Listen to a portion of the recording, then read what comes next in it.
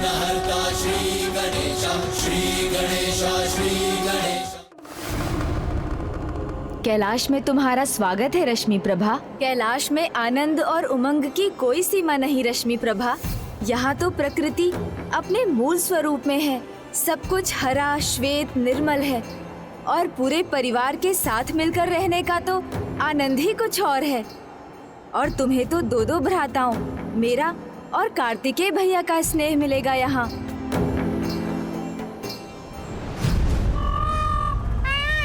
किंतु भैया कहाँ जा रहे हैं? भैया!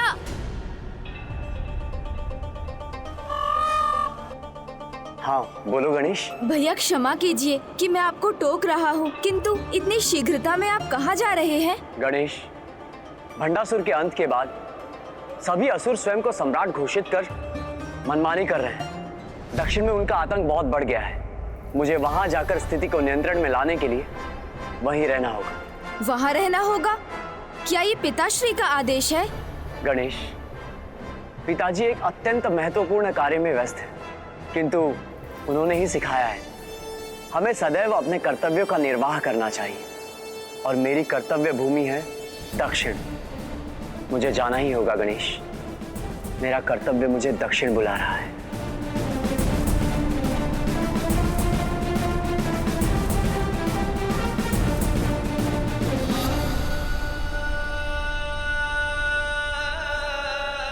किंतु गणेश, जब भी तुम्हें अपने भैया से मिलने की इच्छा हो, निसंकोच चले आना। चलता हूं गणेश।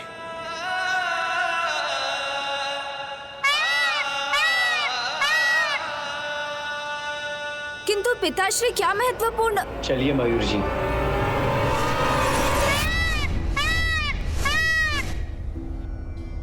गणेश जी, आपने तो कहा था दो भ्राताओं का स्नेह मिलेगा, पर कार्तिकेय भैया तो चले गए।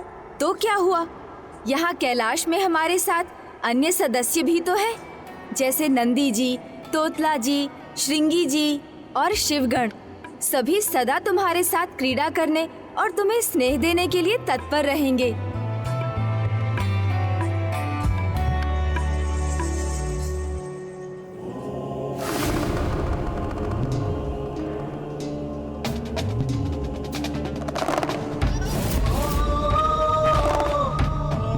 पिताश्री प्रभु महादेव काले वस्त्रों में?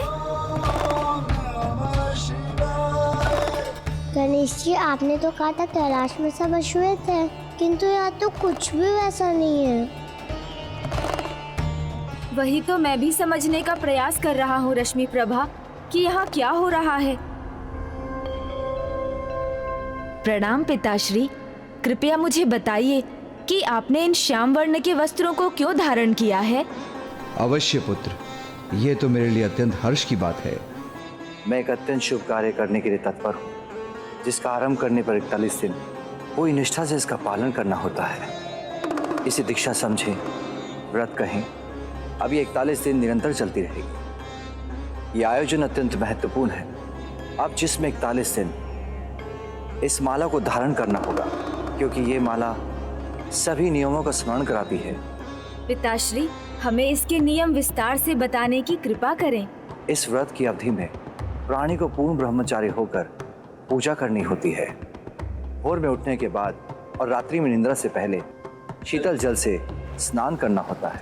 स्नान आदि कर पूजा के उपरांत ही आप भोजन कर सकते हैं, जो सात्विक हो, जो स्वयं अपने हाथों से बनाया गया हो। इसलिए आज से देवी पार्वती अन्यथा कोई भी 41 दिनों तक मेरा भोजन तैयार नहीं करेगी।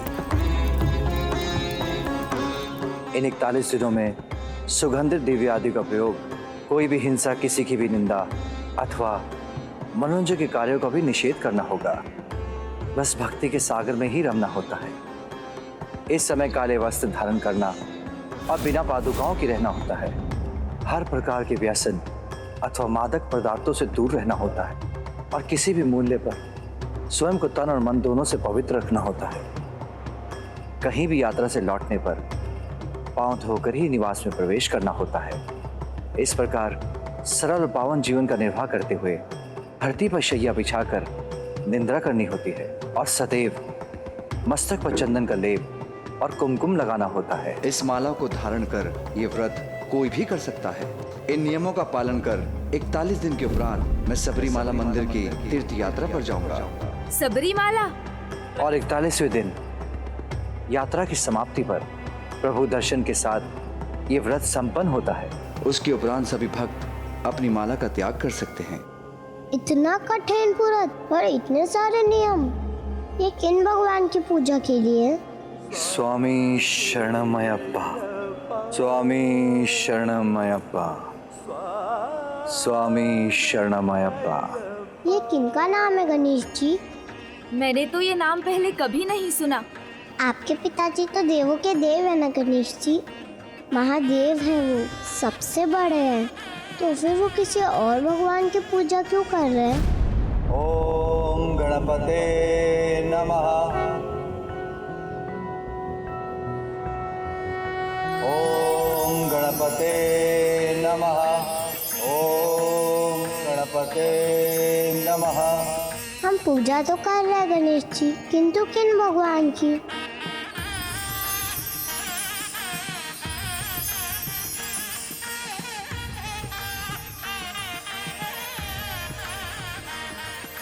अय्यप्पा अय्यप्पा अय्यप्पा अय्यप्पा स्वामी अय्यप्पा अय्यप्पा अय्यप्पा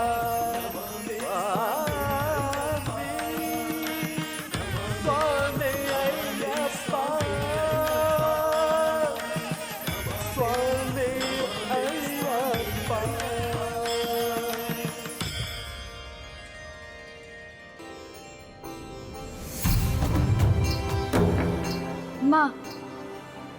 माँ को अवश्य ज्ञात होगा, आओ उनसे ही पूछते हैं।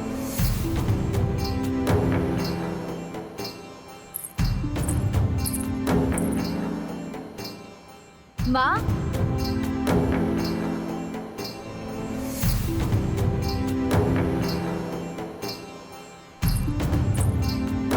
प्रणाम माँ। प्रणाम माता। माँ, पिताश्री ये कैसा व्रत कर रहे हैं जिसमें वो स्वयं अपने हाथों से अपना भोजन तैयार करेंगे? तो क्या आप हमारे लिए भी भोजन नहीं पकाएंगी? नहीं पुत्र, तुम चिंता मत करो। मेरे लाडले पुत्र को तो मेरे हाथों से ही भोजन प्राप्त होगा। और आज तो रश्मि प्रभा का कैलाश में स्वागत का दिन है, तो पकवान तो विशेष और स्वादिष्ट होने ही चाहिए ना।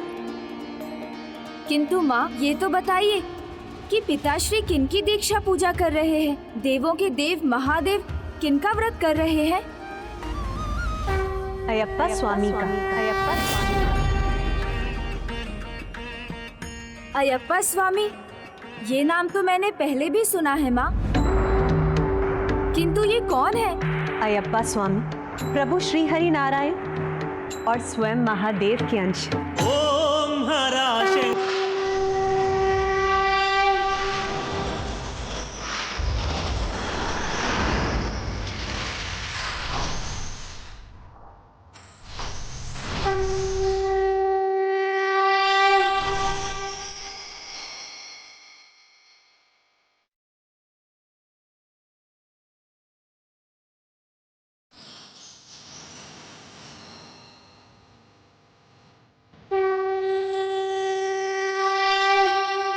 माता, माँ, अयप्पा स्वामी प्रभु नारायण और महादेव के अंश। हाँ, और पुत्र गणेश, इसके पीछे एक बड़ी और रोचक कथा है।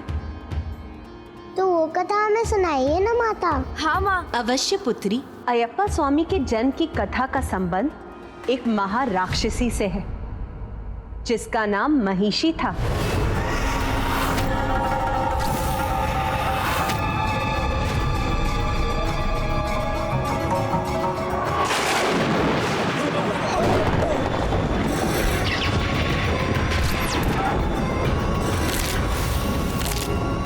महिषी महिषासुर की बहन थी।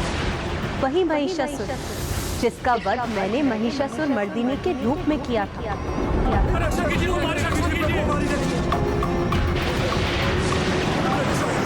रक्षा कीजिए, रक्षा कीजिए प्रभु। प्रतिशोध चाहिए मुझे। प्रतिशोध की ज्वाला ही धधक रही है मेरे भीतर। मेरे भ्राता का अंत एक नारी ने किया था ना, तो अब ये नारी उसका प्रतिशोध लेगी। तो उसमें विलंब क्यों? नहीं विकट, इनका अभी जाना उचित नहीं है। विकराल, इनके प्रतिशोध की भावना भी उचित है और उसके लिए इनका जाना भी। ये जाएं, अवश्य जाएं, किंतु उसके पहले कुछ तैयारी करनी होगी। हमारे समान भयंकर असुर तो जन्म से ही तैयार होते हैं। यही विचार महासुर महिषासुर के अंत का कारण बने। नहीं, उनका अंत नारी शक्ति पर संदेह के कारण हुआ। और महिषी तो स्वयं एक नारी है। नारी है, अजय नहीं है। इन्हें अजय बनना होगा। परंतु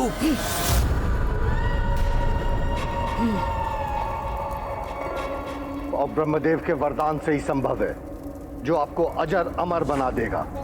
और फिर देवताओं के इसी वरदान को उनसे प्रतिशोध लेने का साधन बनाएंगे हम। और यही होगा हमारा वास्तविक प्रतिशोध।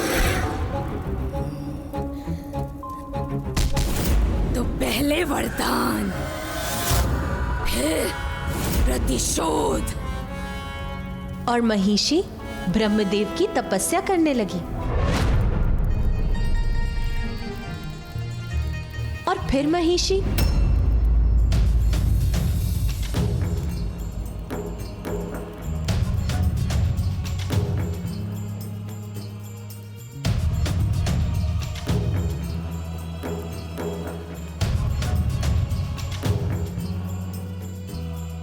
फिर महिषी ने क्या किया? हाँ बताइए ना माँ, उसके बाद क्या हुआ? महिषी के तप का प्रभाव अब बढ़ने लगा था। देवर्षि नारद को इसका आभास हो गया और फिर उनने देवराज इंद्र को सचेत कर दिया।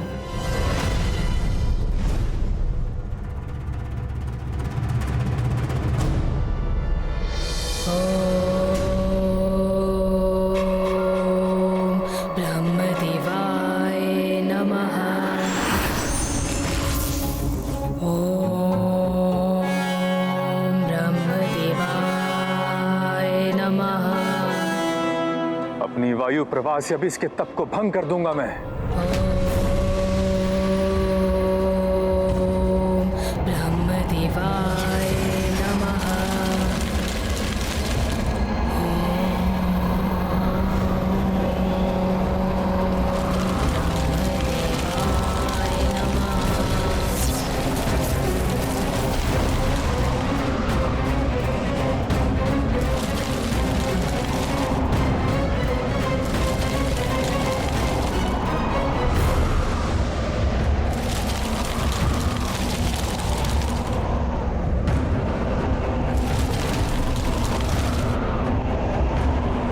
इसके तप की ऊर्जा से इसके बढ़ते हुए भार को संभालना कठिन हो रहा है।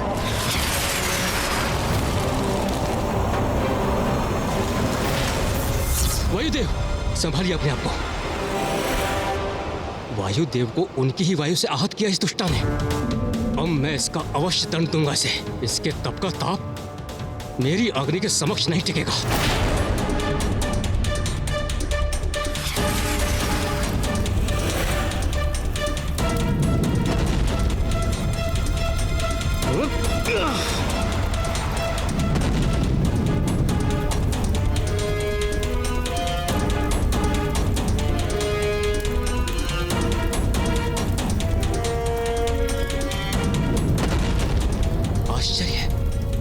इस पर तो मेरी अग्नि का प्रभाव ही नहीं हो रहा है।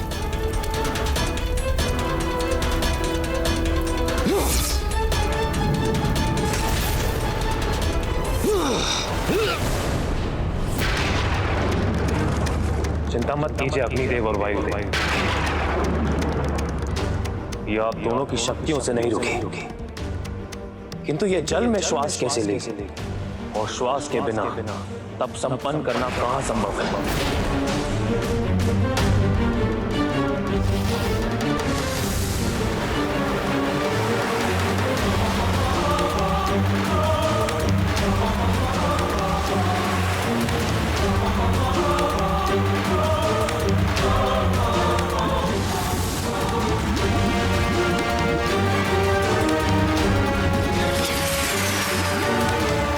से भी सुरक्षित हो रही हो तिष्ठा,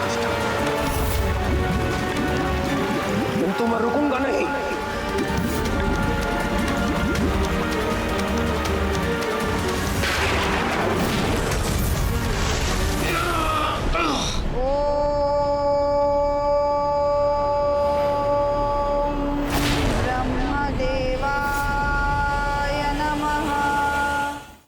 तो महिषी का तब इतना प्रभावी हो गया था कि तीनों देवता उसे कुछ नहीं कर सके। किंतु देवराज इंद्र को यह स्वीकार नहीं था।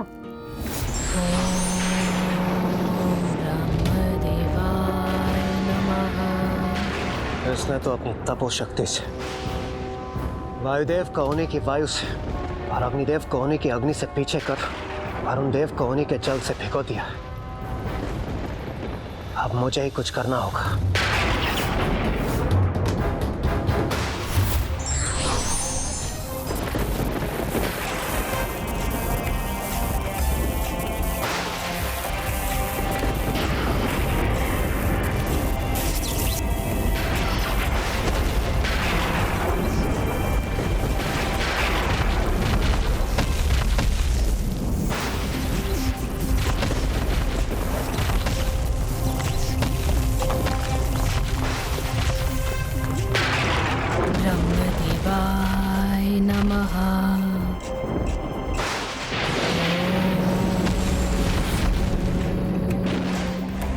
अब कोई स्वर सुनाई नहीं दे रहा।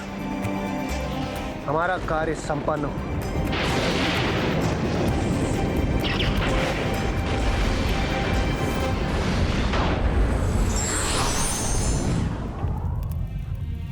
तो माँ सच में महिषी का तप भंग हो गया? नहीं,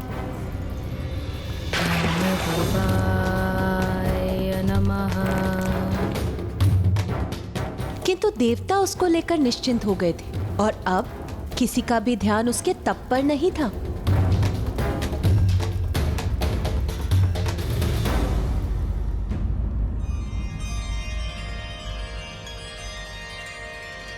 स्वामी अय्यप्पा,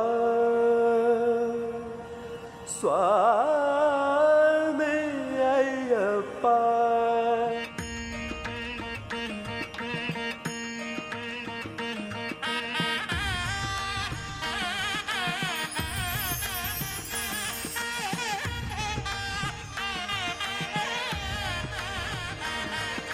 अय्यप्पा, अय्यप्पा,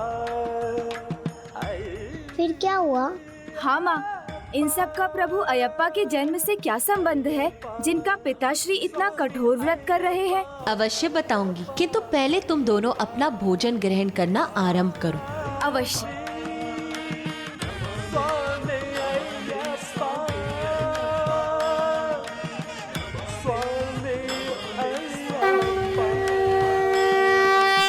वहाँ एक ओर महिषी का घोर तप चल रहा था और वहीं दूसरी ओर पृथ्वी पर पांडुलम राज्य के राजा राजशेखर और उनकी पत्नी, वो दोनों अपने आराध्य महादेव एवं श्री हरि की पूजा में लीन थे। वो इन दोनों देवों के इतने बड़े भक्त थे कि उनकी पूजा सदैव साथ ही करते थे। ओम शंकराय नमः, ओम महादेवाय नमः, ओम नारायणाय नमः, ओम महादेवाय नमः, ओम नारायणाय नमः, ओम महादेवाय नमः। एक समय था जब पांडुलम एक धन्य धान्य से समृद्ध राज्य था, किंतु फिर प्राकृतिक आपदाओं और भ्रष्ट आचरण के कारण धीरे धीरे वो राज्य संकटग्रस्त हो गया। रोग और भूख उस राज्य की प्रजा का आखेट करने लगे। राजा का कोई उत्तराधिकारी भी नहीं था, इसीलिए वो दोनों संकट से मुक्त होने के लिए और पुत्र सुख पाने की कामना में हरिहर की पूजा कर रहे थे। ओम नारायणाय नमः। किंतु कोई था जो उनकी इस स्थिति का लाभ उठाने की ताक में था।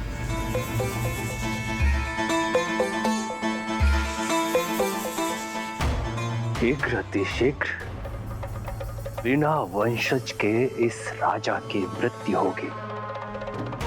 इसका राज्य और सिंहासन दोनों मेरे होंगे, मेरे।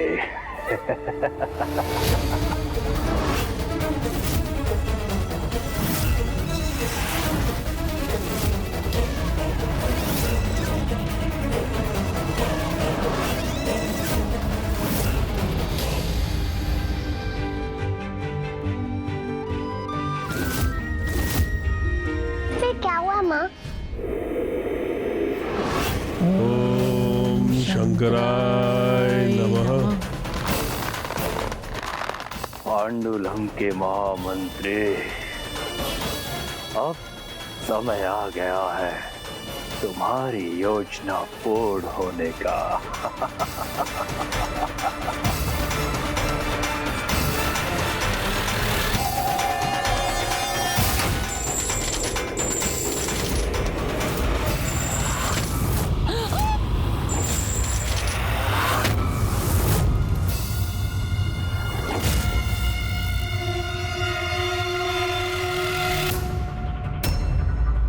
प्रतिशोध वो अग्नि है जिसे व्यक्ति अपने भीतर अपने शत्रु का नाश करने के लिए उत्पन्न करता है, किंतु स्वयं उसमें भस्म हो जाता है।